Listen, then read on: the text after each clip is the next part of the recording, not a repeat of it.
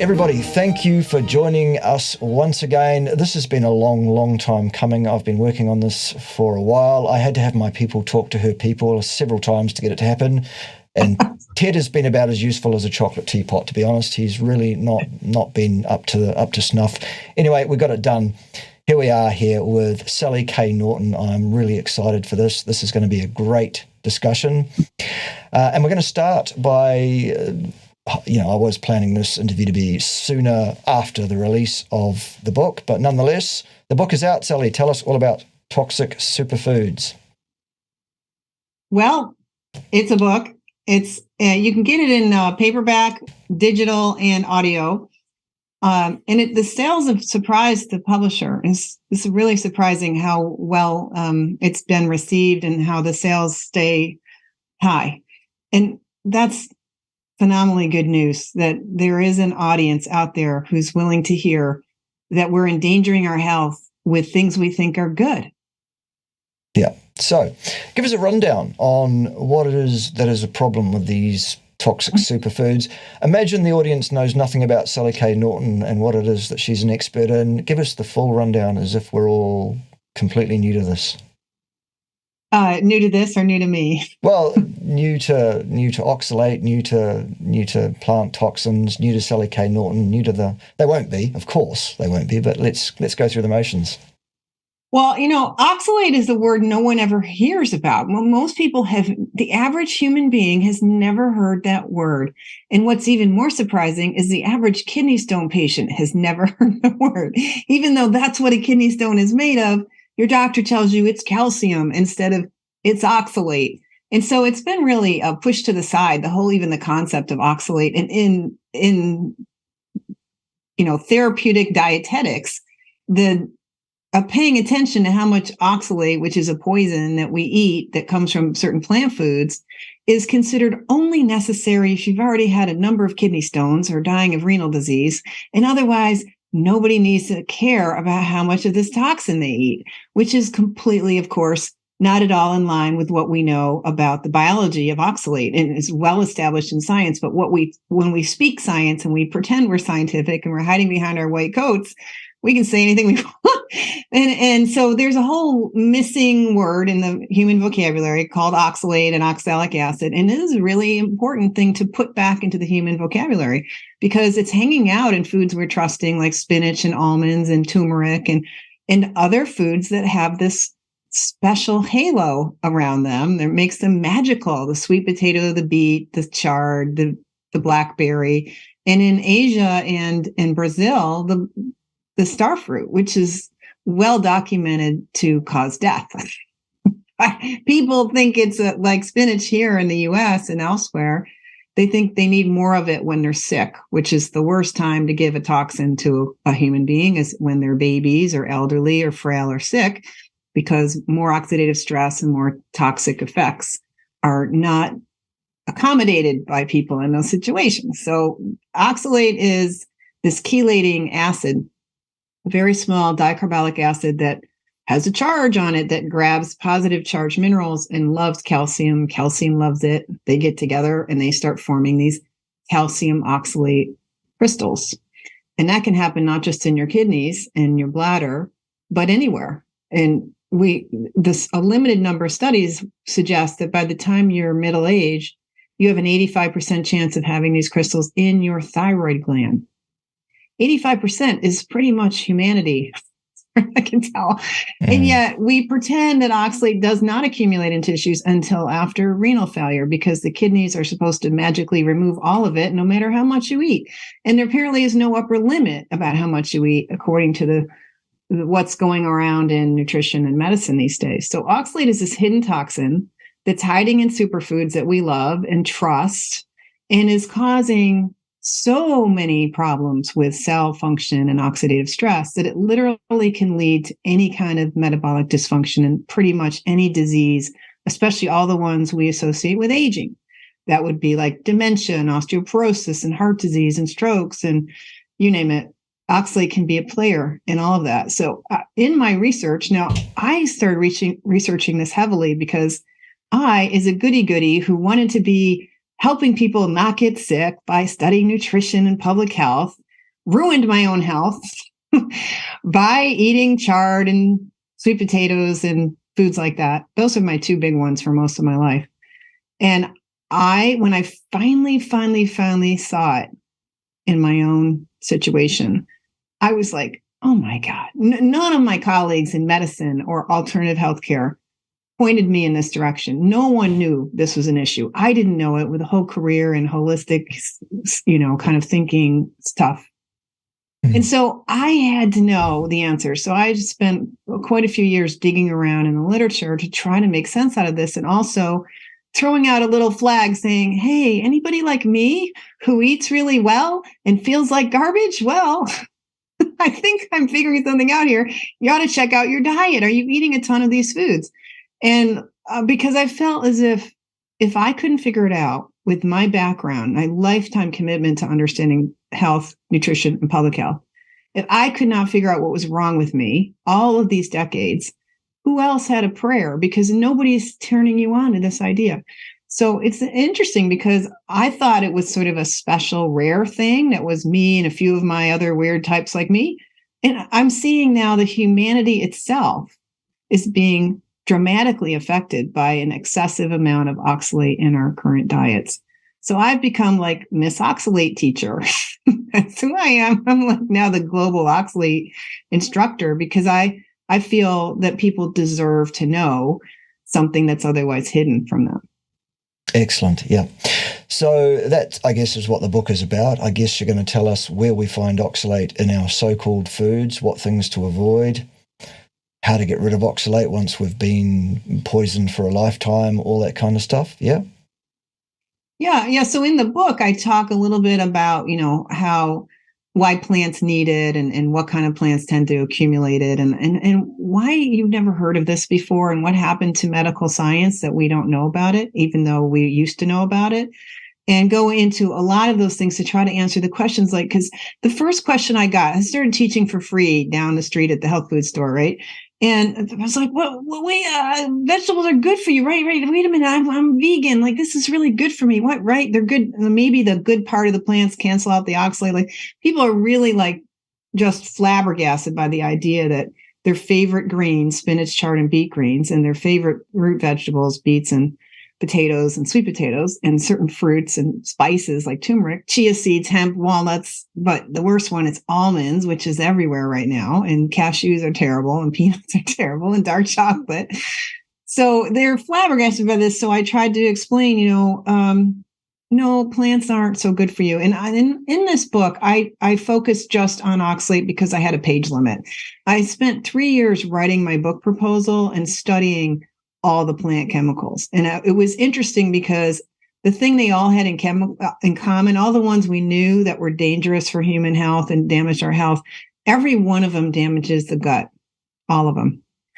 And well, the gut is just where your major barrier between you and the outside world is. That's where your neurological system is housed. Your immune system is housed. Your chance to be nourished or not. You're detoxing your body there. Like, all the major functions of life are the gut. Well, if you're ruining the gut, that's a great place to get somebody if you're out to get them. And so oxalate has friends, that I don't talk about in my book, but are important to know about: lectins and phytates and saponins and things like that. It's so interesting how some of them come up in the literature too, because they use saponins, which are in quinoa. That's another one of these superfoods right now that everyone's got to have quinoa. It's so bad. You know how you rinse it and it gets all foamy because it has this soapy stuff on it? That's called saponins. And soap dissolves fats, and that's what your cells are made of.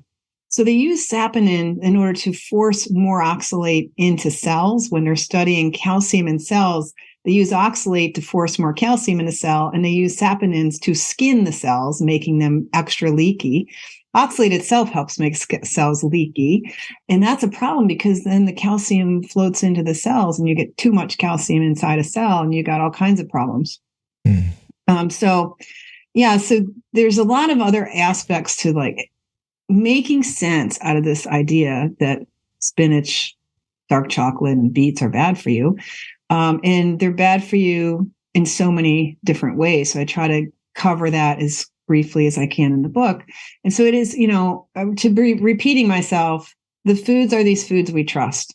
The black beans, the white beans. You can have some peas, and, if you're interested in like eating plant foods that aren't full of oxalate, there's a way to do that. And so the nice thing about the oxalate message is it's sort of a-religious, you might say. It doesn't sign up for any particular religion and nutrition. You can have your own needs and personal way of customizing this and hold on to some of your ideas if you need to about what you should be eating, and still do oxalate aware eating, because there's always something else you can eat. If you're giving up spinach and almonds, you can do it. You can even live without very much dark chocolate. And with oxalates, because it's a toxicity and not an allergy, this is another confusing area, right? People are used to thinking celiac or gluten and like, oh, you have to be really kosher and strict and, different cutting board, different kitchen, like don't let gluten be near me because I'm gluten. This is nothing like that. This is not an immune response type allergy, although there's a huge immune response to oxalate and the crystals it forms. This is about a toxicity. This is more like limiting the amount of mercury you get exposed to, and lead and gasoline and things like this. It's where you can have some amount of oxalate and it's within a bounds that the body knows how to handle. So I cover that too in the book. Like there's an upper limit on how much the body can accommodate and cope with and excrete. And we're exceeding it almost every meal all year long, which is a new thing. We didn't used to eat these kinds of foods every day, every meal, all year long. That's complete invention of modern man. Yeah, absolutely. So let's talk briefly, before we move on to the next question, let's talk briefly about the morphology of these calcium oxalate crystals. Could you say kidney stones, and that might evoke an idea of a smooth, pebble-shaped, round thing in some way. Is that what calcium oxalate stones are? Are they smooth, round, pebble-like things, or are they something different?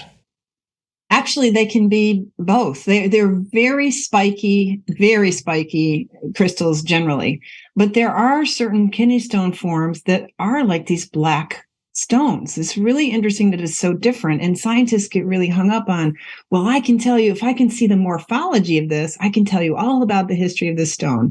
And I'd say that's enthusiasm without really getting to what they want to get. It's like there's a lot of other factors in how the body's trying to contain the damage and limit the amount of this agglomeration, you might say, because the crystals start off as an acid that turns into a salt because it's connecting with calcium. And then you get enough of these little pair bonds happening and you suddenly have a nanocrystal.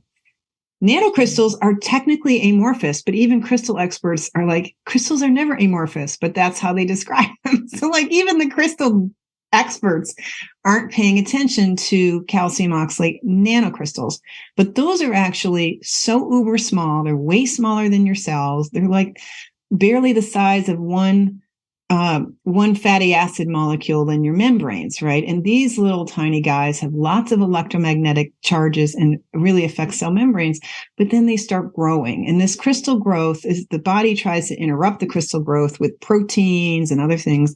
And so they get really funky shapes because each individual crystal that's growing has sharp edges. And then you get a bunch of them piling on each other and you can get they look more like coral, like the classic coral with all the bumps and protrusions, and they're sharp and they're harder than your teeth. Brutal. Yeah. Little weaponry. And some of them form these weapons that honestly you think would be in some kind of Asian fight movie with all these angles and edges on them where, if you're hurling this in space, you're definitely shredding tissue. And so the body really struggles with the crystals, whether they're invisible nanocrystals or if they're growing into what we call the microcrystal, which can be seen under a microscope. By the time they're that big, the body's probably been doing a lot to contain the damage. And those microcrystals are now embedded, wrapped in dead DNA, wrapped in dead white cells, and the body has sort of insulated them from that electromagnetic and also some of the sharpness so they can sit around in tissues completely asymptomatic because the body has carefully buried what I call little Superfund sites wherever it has to, wherever it's gotten hung up. And where it's been hung up is where you've had injury, inflammation, infection, or you have regenerating tissues. Regenerating cells and all those other kinds of cells have a lot of inflammation, which gives them a different characteristic, which makes them sticky.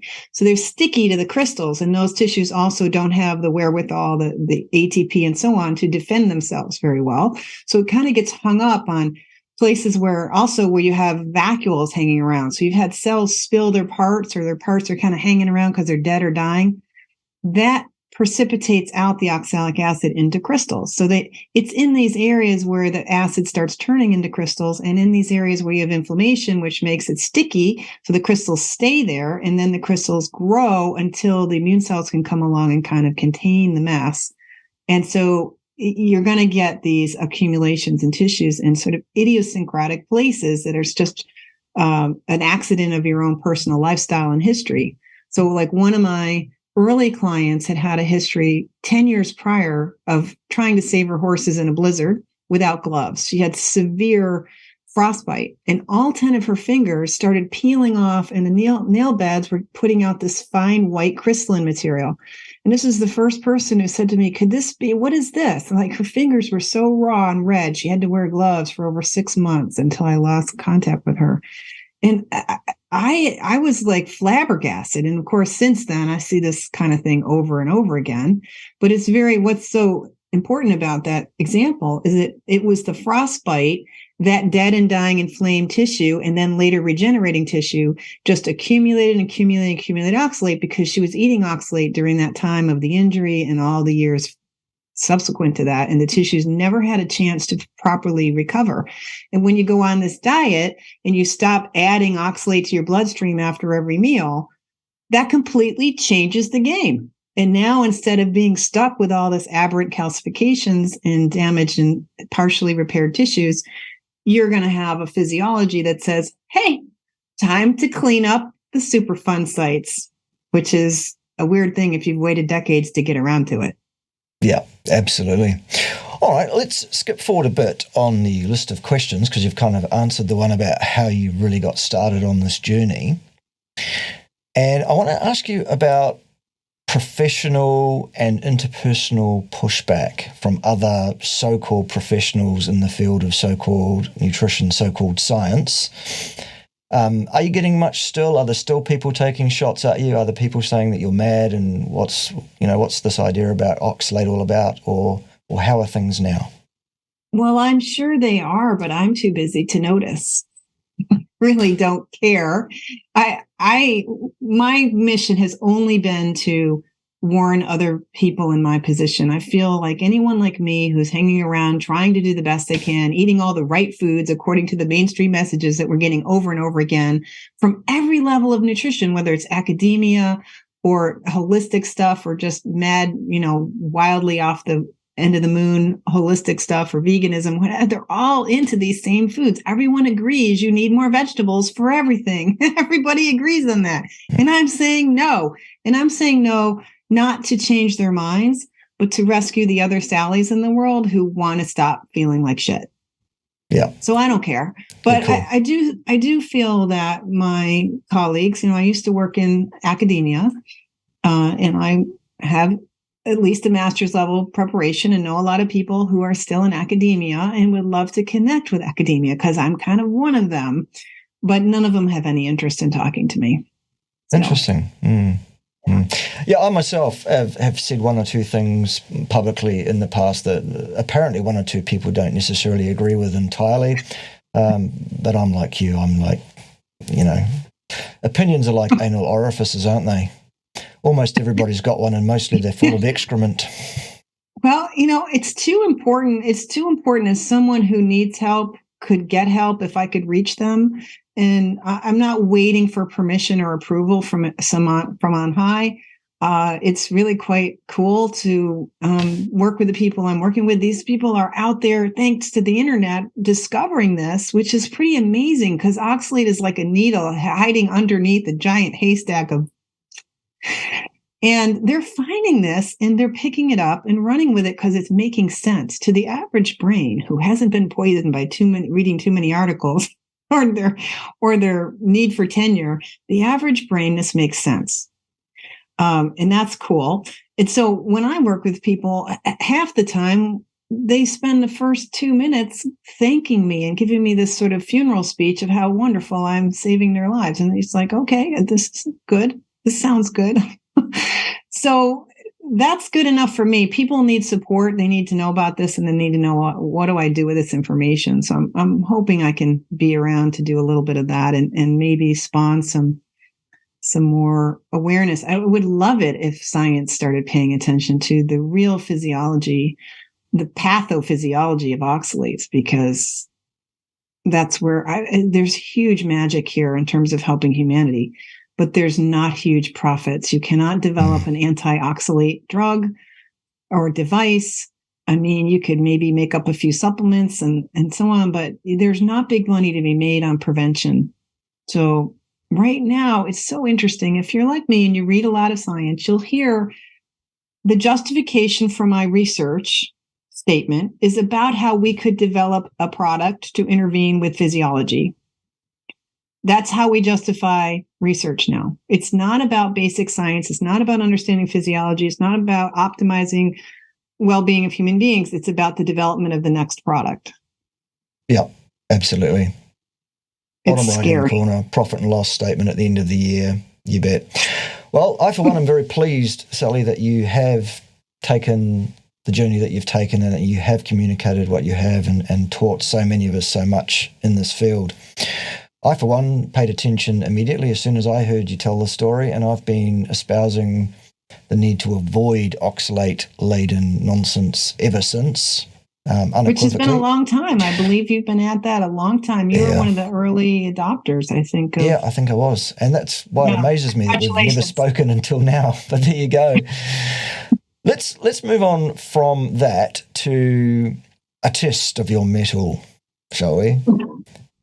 Tell us all about the diet that is being consumed on a daily basis by Sally K. Norton. What do you eat and what don't you eat? Why is what I eat have any relevance to this at all? Well, exactly, but it's an interesting question. People want to know, and we want to get to know you a bit better because we wanted to do something a bit different today from just talking about oxalate, what is it and stuff. Yeah. So I thought I'd throw that at you. I'm a foodie. I love food and I like cooking, and I have a sordid history of vegetarianism for 8 years and then veganism for 8 years and then 20 years in the wilderness and then discovering oxalate and then trying the full carnivore diet on April 1st of 2019, which was 4 years ago. Is that possible? Yeah. Am I counting right? 4 years ago? Yep. So I discovered by June of that year that I could not stay zero carb at all. So like today, I've had a bottle of coconut water for some carbs. I've had 2 meals of fish. I've had probably 3/4 of a stick of butter, and in there a few capers and a few bits of pickle for flavor. And that's about it. I've gotten so I really like a streamlined diet. Now, another thing I found is that I was doing the beef style carnivore heavily because for many years, say 24 years, I've been buying my meats from local farmers. I was the first person who worked in a medical school to get a grant from the sustainable ag piece of the American Agriculture Department. They have like 1% of their funding goes to sustainable agriculture and education. And I got one of those grants while I was at the medical school to characterize local growers and what they do. So I've been a promoter of connecting consumers to producers of meats and animal products for a very long time. I got that grant 2004. So it's been a while. And so I've been real big on eating beef and pigs. And I had pork today too. I lied. I had pork today. Awesome. I slow roasted it on a barbecue 2 days ago. All right. So the carbohydrates thing for you, is that like a need for sort of an addictive thing, or is it something physiological that you experience? Oh, it's a physiological thing. And we see this with oxalates. I think there's some kind of epigenetic damage to the whole energy production system. Oxalate sits on at least 4 metabolic enzymes. And really breaks your metabolism in deep ways. Several researchers think that oxalate promotes insulin resistance and diabetes and is a major promoter of these conditions. So with me, if I don't get some carbs now and then, I get really bad restless legs and sleeplessness. My brain says, you cannot sleep. You should be out hunting right now because you're dying, because there's a problem in producing enough glycogen and enough blood sugar. So both of those pieces of physiology get broken by oxalates. So in order for me to sleep and function, I need some carbs here and there. And that's really not unusual. Also, there's plenty of literature that suggests that chronic zero carb can be very stressful on the liver and produce more oxalates in the physiology. So to help your liver make sure it's got enough glycogen and to relax a little, some carbs can be a really great thing. And people can figure this out because you can try a zero carb diet for a while and you'll start to see whether you're functioning or not. I remember it was at Keto Fest in Connecticut, I saw Sean Baker for the first time in 2019. I'm like, Sean, I cannot do this. I got to go get a mango right now because I cannot sleep. It's bad enough to be traveling, when you've got the stuff going on. So one of the other thing, oxalate so breaks you in so many ways. It breaks your immune system. It breaks your gut. It breaks your connective tissues. So the other thing it can cause is chronic inflammatory conditions. So people talk a lot about this now, mast cell activation syndrome and chronic inflammatory response syndrome. Oxalate can be these little nanocrystals and microcrystals sitting around in your tissues are the provocateur that's getting the immune system over and over enraged. And when you go on a low oxalate diet, you're just turning on the immune system some more. So there's a whole danger phase in this 10 years of getting rid of the oxalate crystals that's in your thyroid gland and your bone marrow and your bones and your tendons and your spine and your discs and all of this. That is more inflammation. And so I developed a beef allergy, a silent one, sort of silent. I mean, I could tell, but I was denying it. I mean, after I'd eat beef, I'd feel exhausted and hungry and craving carbs. But after I got COVID, then it got really bad. And I, over the next several months, developed lichen sclerosis, which is a really nasty autoimmune condition you don't want. I developed a huge thyroid nodule, which I knew because I was checking out the degeneration in my neck and it was showing up on the MRI. And I developed chronic facet joint arthritis, which I have low-grade everything wrong with my back. You name any back condition you can have, I have it, thanks to oxalates. And so by continuing to eat beef, I was head to toe every night, all day long, facet joint arthritis pain, plus developing this lichen sclerosis. So I finally figured that out about a year ago, maybe it was 11 months ago or 10 months ago, and I got off the beef. And within a week, that joint arthritis calmed down. I've now reversed the lichen sclerosis, and I have to go see what's happening with the thyroid gland. But and I know I can't eat chicken for the same reason. I'm allergic to it. I can't really eat lamb, which is one of my favorite meats. I can get away with duck. Thank God I love duck. So I cook duck, I cook rabbit, I cook squid, I cook all the seafoods. I cook what I can eat. And this is where you end up with oxalate poisoning. You end up with broken immune system and really lots of weird sensitivities that make you look like you have some kind of weird orthorexia. But what you have is a broken physiology. This is an important topic.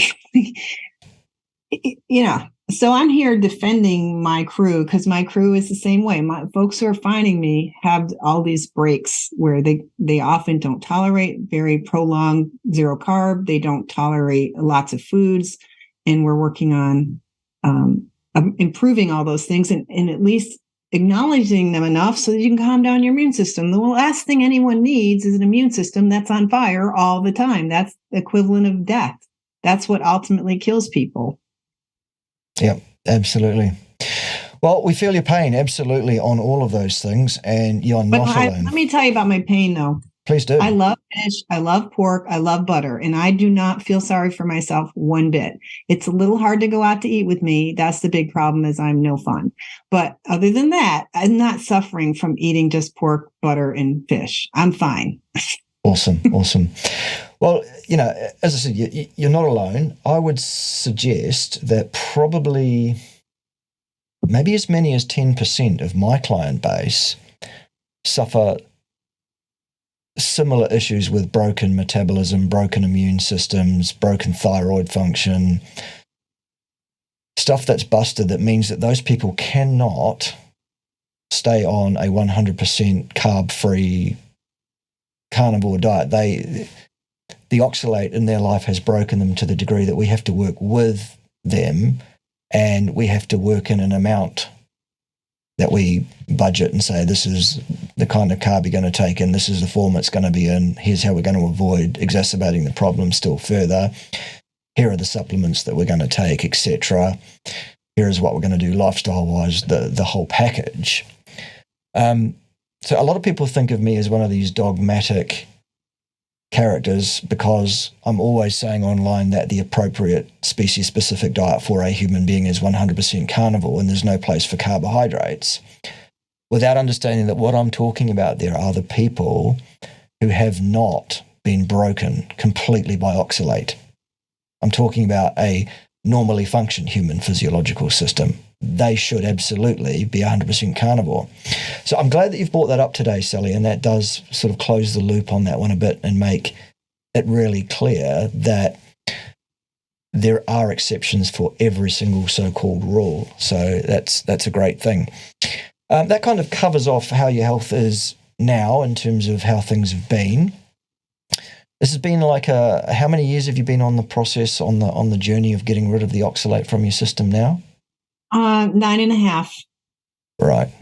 9.5, and we're still working hard at it. There's a whole spine to fix still. Yeah. Okay. So and there was still oxalate crust on my face earlier this week and some tartar on my teeth yesterday because I took 5 minutes to try out my old foot zapper. I like this electromagnetic frequency thing, which I haven't really been allowed to use because it opens ion channels and it promotes oxalate clearing and it makes you really sick. So you really can't use this thing, but I like it. And I was like, I'm going to treat myself to it. And immediately I got a reaction, which is fine because I'm at this state now where I've done so much work in nearly 10 years on the diet that I can handle a little oxalate dumping. Like I still want some of this to be happening. We use this term dumping for when the body's obviously pushing some stuff out of the system and often makes you feel really tired and gives you a lot of neuroinflammation that can ruin your mood and make you grumpy and despondent and despairing and hopeless. Your brain comes on when you're got a lot of neuroinflammation going on, and that pretty much goes with the oxalate. Once the immune system turns on to deal with these nasty Superfund sites, then it can be emotionally taxing. Absolutely. Well, let's go there to finish off. It's the final question on the list of questions, and it's about the standard way. How do we describe the symptomology? How do we know we're oxalate dumping? What goes on? What do we experience? What can somebody expect? Is it the same for everybody? Is it different? Spend a few minutes on that, if you wouldn't mind, Sally. The whole picture of oxalate poisoning, what it affects, what it looks like, and how it reverses is completely different in every human being. And it's really obvious in the literature. Incredible. It's the most what we call heterogeneous, whatever. It's really weird how everybody's different. And yet you can recognize it. So once you understand it, you can recognize it.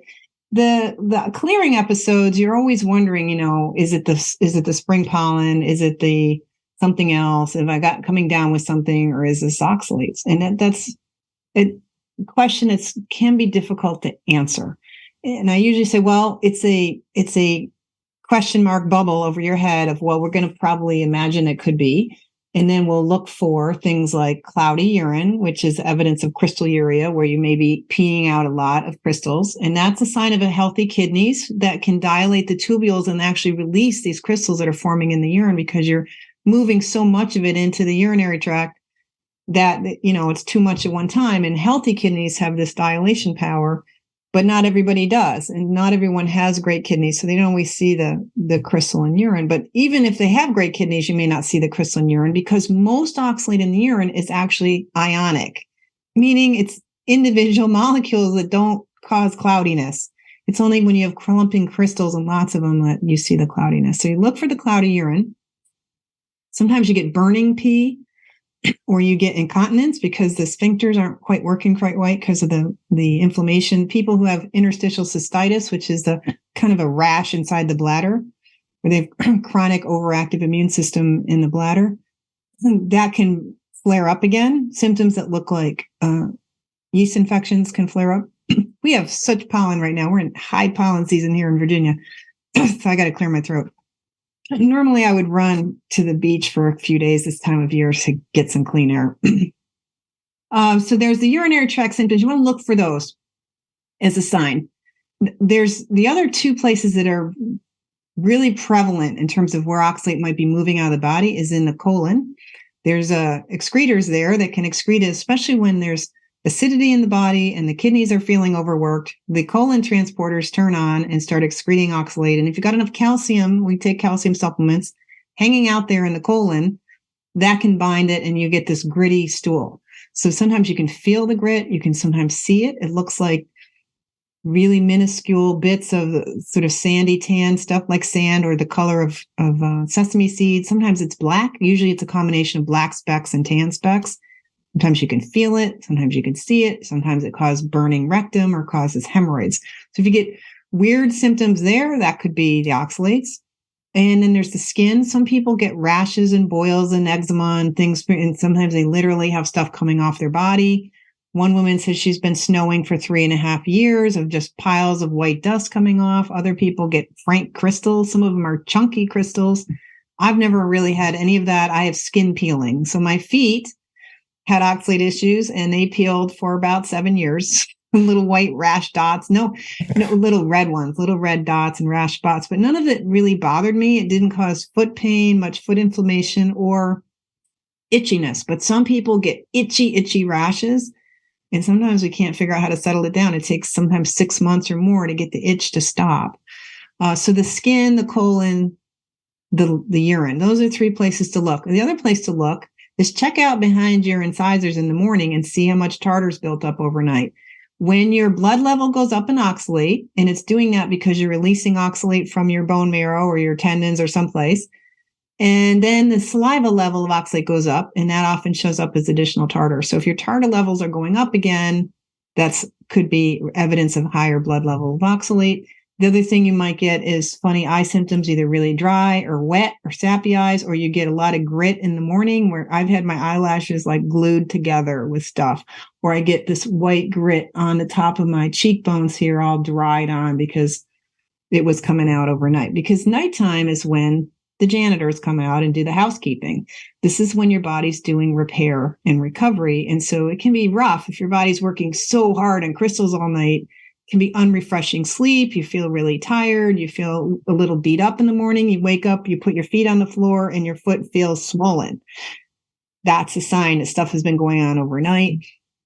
So there's the tartar, there's the eye grit, there's the other grits. There's the if any of those things are happening and you feel tired and out of it and negative and whatever, then to me, you can sort of triangulate those symptoms and say, this is a pattern that is probably oxalates. And it's going to change. In one person, you don't get the same pattern every time or all the time. It sort of shifts. And like now I'm much more subtle at this stage. I'm in my 10th year.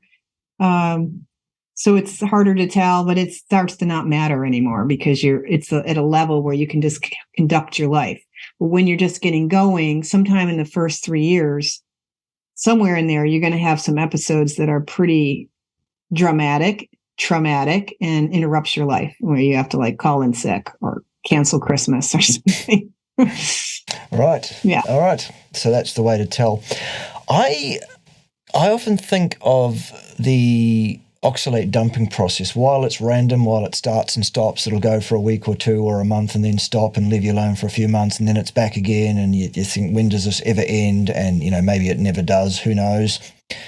But it also seems to me to be something that the process of dumping that we can have an effect on, and we can either speed this process up or we can slow it down by intervening in various ways. And I think of it like a Band-Aid situation where you either pull this thing off slowly, hair by hair, and experience a relatively small amount of pain over a long period of time, or you get that Band-Aid whipped off quickly. It hurts like hell, but it's done with for now. So in your experience, Sally, as the world's leading expert in this field, without any doubt, what do you say to people in terms of, can they speed up their dumping, slow down their dumping? What can they do to moderate the speed of the thing and thus their experience of it to some degree? Well, the The dumping, meaning the heavy clearing where a lot's going on, probably multiple tissues at the same time, where it's a high volume of mobilized oxalate crystals, is putting you in peril. It's the kind of thing that creates cancer. It creates diseases. It lands you in the emergency room with arrhythmias and hypertension, and you feel like you're having a stroke or heart attack. It can be very disabling and can be damaging. So the slower is safer. With all toxins, dose makes the poison. So if you're mobilizing a lot, it's more poisonous. If you're mobilizing a little bit, it's safer. So you want to work within your bounds as much as you can and not do anything to try to rush it along, which is why I don't touch the EMF stuff or my, electromagnetic frequency machine. I enjoy it, but I'm now feeling in year 10, I get to have a little of it again. I've let myself be without it for years. I didn't give it away because I'm planning to use it someday because I like it. But I'm very clear from working with people and from living through this and reading the literature that clearing oxalates is an immune activation syndrome problem, and you want to keep that as mild as you can. So we turn it mild by telling the body, it's not winter. Now, see, the full carnivore diet is a pure winter diet. You didn't have honeybees and lettuce patches in January in the Northern Hemisphere or in June in Southern Hemisphere, right? You just didn't. So you ate a full carnivore diet in the wintertime, and the body knows to take advantage of winter to get rid of the summer mistakes. But now you're getting rid of a lifetime on mistakes that were never possible until modern times. We just started eating peanuts 100 years ago. We started eating chocolate 100 years ago. Most of these foods that we're raised on, potatoes and potato products, peanuts and chocolate, those three things, every child has had that multiple times before they enter school. And in human history, this was impossible 200 years ago, especially 400 years ago. The potato just was hardly anywhere to be found. So, we're living a situation now where we not only have no winter, we're eating ridiculous foods that we're not built to take. And so it's a totally different situation. When we go in full carnivore now, we do the natural human winter diet. We're playing with this whole oxalate poisoning problem. And some people feel no symptoms whatsoever when they go on a zero oxalate full carnivore diet for years. And then all of a sudden, year 3.5, they're sick with oxalate mobilization. So sick, they have to take a leave of absence from their own practice, their professional practice. Like there's a huge delay. There's a huge difference. And some people are already mobilizing oxalates before they even learn about them and start the diet. Other people, they go on this zero oxalate diet and they don't get the clearing episodes until many years later. So we don't know when or what. So it's important for everyone who's learning to eat this wintry diet of just animal foods to be aware of oxalates, so that if something should occur, if you suddenly end up in the emergency room and you think you're having a heart attack, maybe you need to modify your diet and add some vitamin C, which will make oxalate in the body. You can use some vitamin C to do this. It's a cup of tea, a bite of chocolate, something with oxalate in it will tell the body, oh, well, there's more oxalate coming in again. We have to slow down this winter cleanup process. So the body's going in this housekeeping to get rid of the old junk. And then you tell it, no, what I say back in the blackberry patch, like, okay, we're going to tell the body it's not winter anymore by giving it these summer chemicals. Does that make sense? Sure. Okay. That's the first time I've heard that one. I have heard people talking about using like pure citric acid to try and solute a bit more oxalate and get it moving. So you're saying don't do that. Citric acid does help you break up oxalate. Citrate sits on the calcium side of the calcium oxalate molecule. Yeah. And its bond to calcium is technically stronger than it is to oxalate. Yeah. So when your citrate is sitting on a crystal, it turns a crystal that's hard like quartz into something more like chalk. And so it's easier to break it down. So we use that to help the body, to protect the kidneys and to improve everything. The citric acid molecule is great. I get people doing lemons, the half cup of lemon juice every day as part of recovery. That's not the same thing as letting your clearing be so toxic that it's too much, where we add in oxalate to tell the body to back off. So it's something that we throttle. It's something that we control the rate of it in order to control the symptomology, which, Sally, you're saying can actually be very, very dangerous if you overdo it. Okay. Yeah. Fascinating. Well, we'll close off there. It's been fascinating 3/4 of an hour or so. As I say, I can't believe it's taken you and I this long to get our heads together and to do a video together, Sally. I'm so pleased we did. Thank you so much for your valuable time. Sally K Norton, a best-selling author, world-leading authority and expert on oxalate toxicity, dumping, and all manners concerning. The book is called Toxic Superfoods. It's available for your purchasing and reading pleasure as we speak. So your orders, my Meat Militia, are to go and get that book if you haven't already and give it a jolly good dose of reading. And since you're the guest of honour, Sally, you get to close us off with any final statements you'd like to make. Where can we find you? Well, it's lovely to be with you. We've been needing to do this for years, so it's an honor to be with you. And I'm really pleased that people who are advocating a meat-based diet are remembering to tell people about oxalates. This is a really interesting growing area, and I hope that more people will join us in this conversation and sharing it, with other people. If you start seeing this, you can start seeing the suffering in your neighbors, friends, and family, and this is an easy fix. So thank you. Awesome. And where do folks find you on the social media, etc., Sally, if they want to track you down? Well, my website's the best place to reach out to me, which is sallyknorton.com, sallyknorton.com. And then I'm on Instagram at sknorton and also at Toxic Superfoods _oxalate_book. And those Awesome. are the two places I hang out. I don't spend any time on Facebook, but I do have an account there. I have a Twitter account. I'm on LinkedIn, and that's about it. I'm busy, geeky researcher trying to help people, so I don't spend a lot of time on social media. Awesome. All right. Sally K. Norton, thank you once again. Privileged to finally have an opportunity to interview you and to get to know you just that little bit better. And we'll catch you around the traps next time. Stick around on the channel, everybody else, because probably what will happen next is someone will be wrong about something on the interwebs, because that doesn't look like slowing down anytime soon. See you then. Ciao for now.